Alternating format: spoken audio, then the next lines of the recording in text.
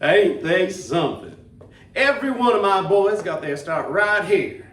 And we have been blessed this past year, blessed with success beyond our wildest imaginings. Jerry Lee Lewis, Carl Perkins, Elvis Presley, Johnny Cash. My name is Samuel Cornelius Phillips. Pretty big name for a little red dirt Alabama country boy, huh? And this is my company, Sun Records. See, I was a radio man, come to Memphis after the war, and I probably could have been a pretty big wheel here too. But there is a cussedness about me. It is hard as hell to work for someone else. And another thing, I didn't want to just play the tunes, I wanted to record them. So first in 1950, I threw the cards in the air and started Sun Records. Now, don't be thinking I just fell in the luck bucket finding these kids. Now, it ain't that easy. A lot of years, DJs wouldn't play none of my records. Hell, I'd pay them some days, and they still wouldn't play them. Now, if I didn't have faith in what I was doing, I'd have given up a long time ago. And now, you might have heard that I had to sell old Elvis to RCA, and he ain't on Sun Records anymore. Well, RCA called again, and who do you think they want to buy now? Me. That's right. They're offering a lot of money to fold Sun Records into RCA, move on up to New York City, and work exclusively with Elvis. Well, I've been stalling them, but they're blowing the boom on me. They want an answer by close of business tonight. How about him on the guitar, huh? Now, it was pretty late one night about a year back. I was just outside closing up shop when I see these guys walking toward me. They look pretty rough. One of them was carrying a guitar, otherwise I might have scooted on back inside and called the police. Now, did I see my next star? Hell no! I saw the world's greatest blow hand. Mr. Phillips, I'm Carl Perkins, and this here's my brother Jay. We drove down from Jackson, come to play you a couple of tunes. Well, it's kind of late, boy, but what you got?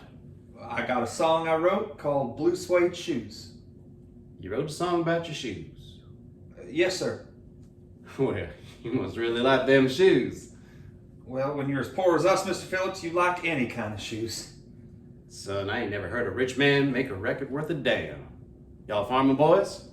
To tell you the truth, Mr. Phillips, we was sharecroppers. Was nothing beneath us but the ground. So where'd you learn to play? There was an old colored man across the field.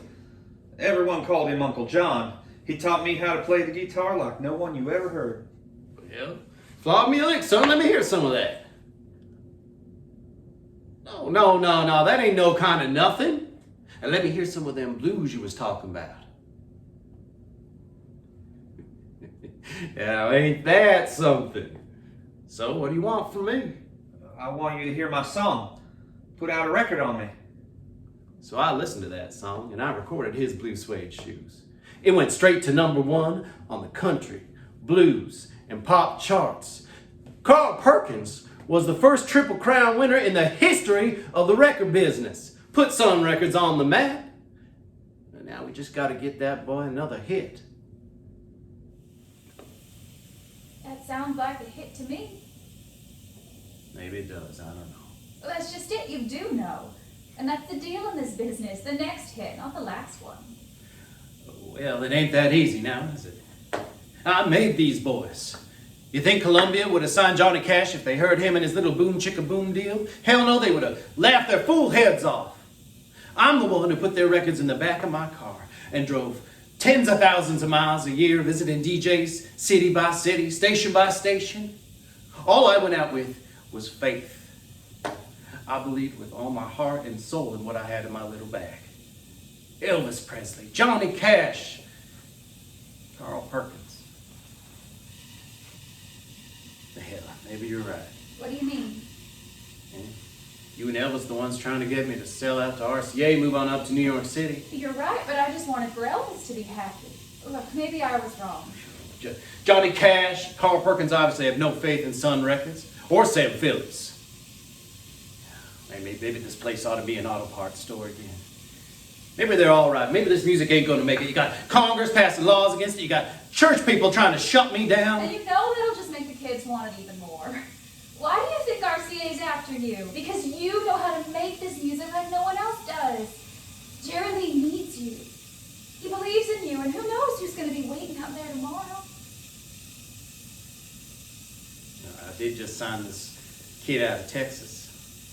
Funny looking dude. Funny sounding name. Roy Orbison. Just listen to them there. Now, you can call it the devil's music. You can say it ain't music at all. But I'll tell you something. There are times we're in here working on a song hour after hour, and suddenly these guys will give it 10% more than they ever knew they had. They know it, and I know it. And those guys go home. I'm here all by myself. And I spin back the tapes and listen, and I think, my God, this is where the soul of a man never dies.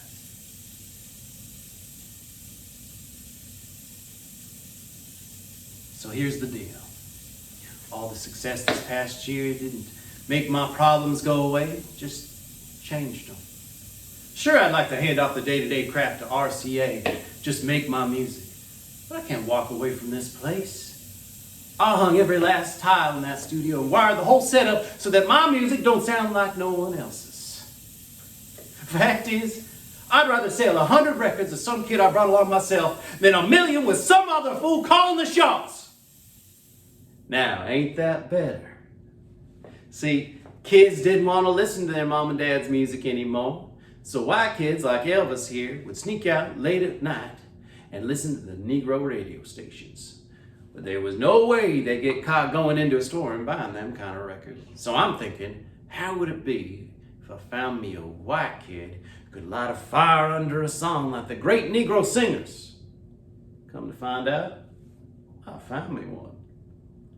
Now, the boy busted out real big, real quick. But my distributors kept forgetting to pay me. So coming up on Christmas 1955, I'm flat on my ass broke. I couldn't even afford to buy presents for my wife Becky or my boys. And RCA Victor's talking to me about buying Elvis. Sure, I tell him. You can have him for $40,000. And they're saying we can fix the World Series for less than that. Then come this honking big check from RCA. And Elvis is gone. Yeah. 6 months later, the only thing anyone remembers is me selling his contract. And they're all calling me the king of fools. But Sun Records wouldn't have lasted to the spring of 1956 without that check.